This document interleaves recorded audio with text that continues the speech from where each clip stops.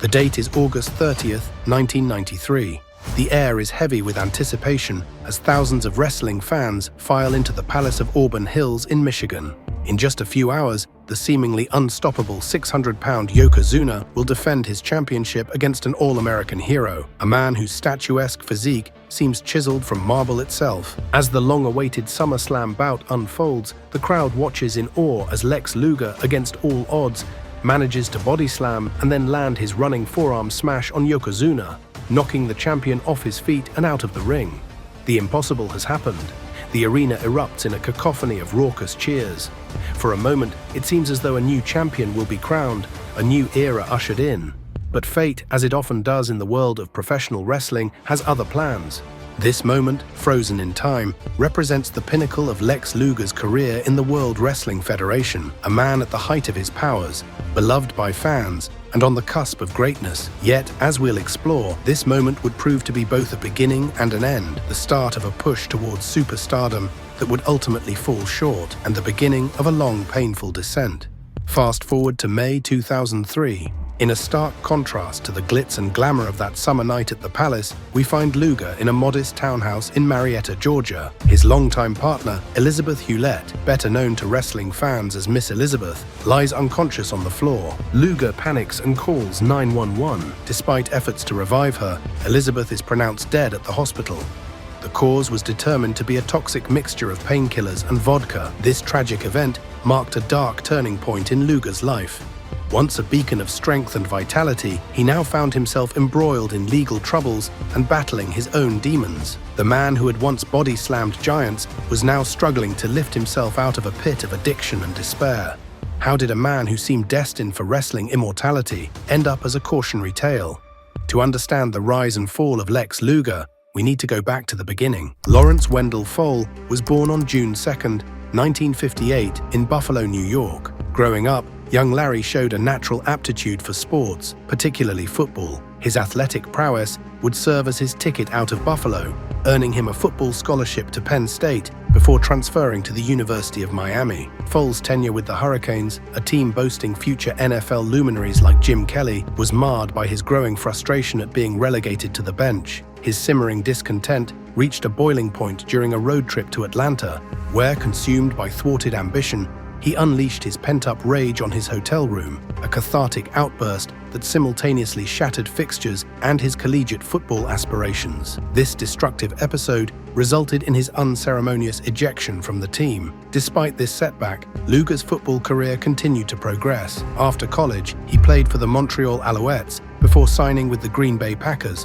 where he predominantly spent his time on the injured reserve list. Luger concluded his football career in the United States Football League from 1984 to 1985, playing for the Tampa Bay Bandits, Memphis Showboats, and Jacksonville Bulls. Notably, it was during his time in Tampa where his life took an unexpected turn. It was here that Fole met wrestlers Hiro Matsuda and Barry Windham. Impressed by his physique and natural charisma, they encouraged him to consider a career in professional wrestling. Fole, seeing an opportunity to capitalize on his athletic gifts, decided to make the leap. Fole's early wrestling career was a whirlwind of success. He debuted in championship wrestling from Florida in 1985, quickly rousing audiences and promoters alike with his impressive physique and raw talent. Embracing the moniker Lex Luger in homage to the iconic DC Comics antagonist Lex Luthor, he shrewdly crafted a villainous persona that would define his early career trajectory, effectively positioning himself as a quintessential heel in the theatrical world of professional wrestling. It wasn't long before he caught the eye of Jim Crockett Promotions, then the flagship promotion of the National Wrestling Alliance. On July 11, 1987, Luger won his first major championship, defeating Nikita Koloff for the NWA United States Heavyweight Championship. This victory catapulted Luger into the upper echelons of professional wrestling. Over the next few years, he would engage in memorable feuds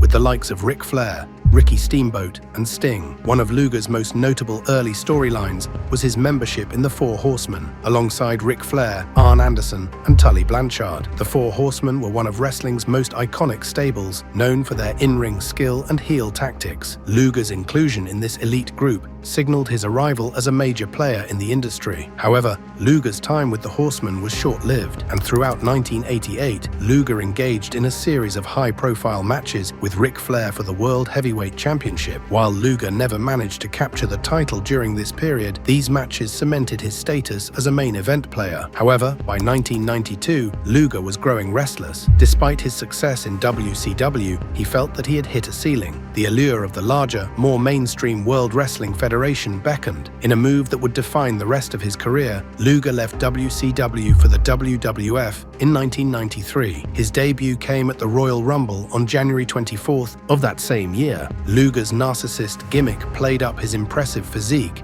with his entrance featuring him posing in front of full-length mirrors. Although this heel persona would be short-lived, as the WWF had bigger plans for Luger following the departure of Hulk Hogan. On July 4th, 1993, at a special event aboard the USS Intrepid in New York City, Luger body-slammed the 600-pound champion Yokozuna. This moment, carefully orchestrated by the Federation, was designed to position Luger as the next great American hero, following in the footsteps of Hulk Hogan. The Lex Express was born. Luger traveled the country in a red, white, and blue bus, meeting fans and promoting his upcoming championship match against Yokozuna at SummerSlam. The WWF went all in on Luger as their next top babyface, but the results were mixed. While Luger was popular, he never quite connected with the audience in the way Hulk Hogan had. At SummerSlam in 1993, Luger faced Yokozuna for the WWF Championship. In a controversial finish, Luger won the match by countout, meaning the title did not change hands. This decision, likely intended to prolong the feud, instead served to cool Luger's momentum.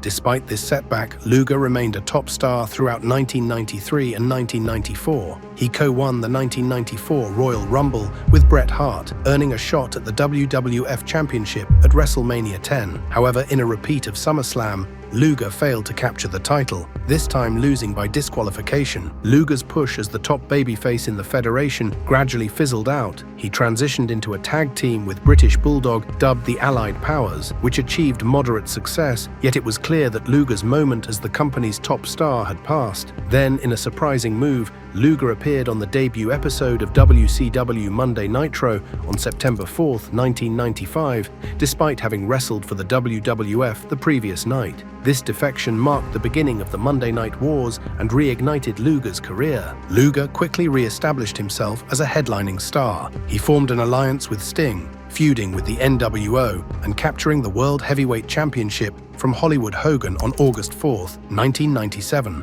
While his reign was short-lived, it marked Luger's return to the top of the wrestling world. Throughout the late 1990s, Luger remained a fixture in WCW's main event scene. He had memorable feuds with Buff Bagwell, Scott Hall, and Kevin Nash, and eventually transitioned to the Total Package, where he was now accompanied by Miss Elizabeth, the former on-screen and off-screen spouse of Randy Savage. However, as the new millennium dawned, WCW began to decline. Luger's career, mirroring the company that had been his home for so long, also began to falter. When WCW was sold to the WWF in 2001, Luger found himself without a major platform for the first time in his career. The years that followed were difficult. He made sporadic appearances on the independent circuit and had brief runs with Total Non-Stop Action Wrestling. But in a harrowing series of events in April 2003, Lex Luger's personal life unraveled in spectacular fashion, beginning with a domestic dispute that left his partner, Elizabeth Hewlett, with 2 bruised eyes, a bump on her head, and a cut lip.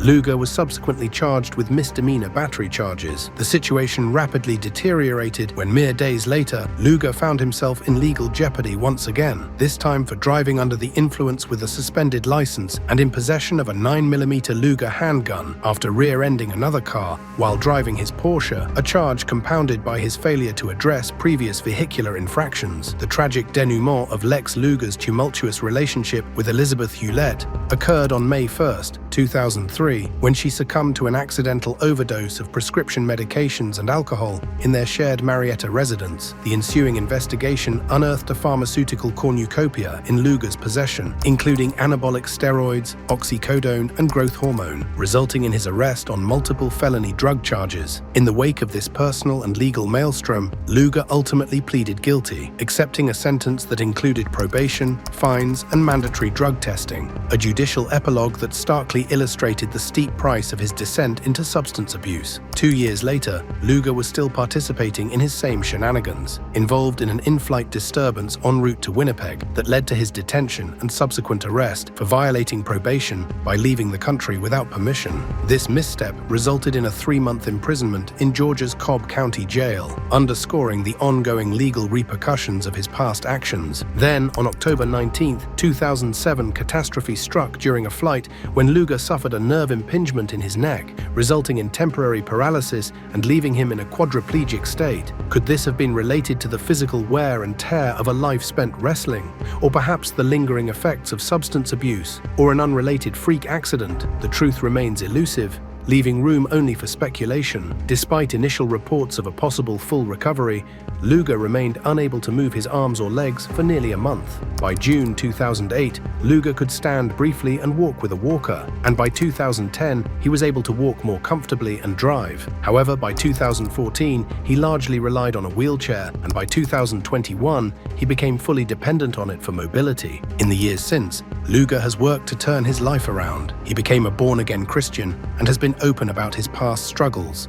using his experiences to help others battling addiction. He's made occasional appearances at wrestling conventions and on WWE programming, often to discuss the dangers of drug abuse in the industry. Looking back on Lex Luger's career, it's easy to focus on the what-ifs. What if he had won the WWF Championship at SummerSlam in 1993? What if he had managed to avoid the personal demons that derailed his later career? But to focus solely on these questions is to miss the larger story of Lex Luger. For at his peak, Luger was one of the most impressive physical specimens in professional wrestling history. His feuds with Ric Flair, Sting, and Yokozuna are still remembered fondly by fans. He was a key player in both WCW and the WWF during some of the most exciting periods in wrestling history. Yes, Luger's career is often viewed as one of unfulfilled potential, but it's worth remembering that unfulfilled potential in this case still includes multiple world championships, memorable matches, and a lasting impact on the industry. Many wrestlers would consider Luger's achievements to be the pinnacle of success, from the football fields of Miami to the wrestling rings of sports entertainment, from the highs of championship victories to the lows of personal struggles. Lex Luger's journey has been nothing if not eventful. We're left with a portrait of a man who was, in many ways, a product of his time in professional wrestling. He embodied the larger-than-life physiques that dominated the 80s and early 90s, rode the wave of patriotic fervor that followed Hulk Hogan's era, and weathered the storm of wrestling's darker periods. But beyond the muscles, beyond the championships, beyond the controversies, we find a human being, flawed, complex, and ultimately striving for redemption. In this, perhaps, lies the true legacy of Lex Luger, not as the total package, not as the next Hulk Hogan, but as a man who faced his demons head-on and emerged on the other side, humbled but hopeful. Sadly, one legendary wrestler who did not make it to the other side is none other than ravishing Rick Rude. If you would like to watch an in-depth portrait of his tragic true-life story, then go ahead and click the thumbnail appearing on your screen right now, and I'll meet you there momentarily. Thank you for watching.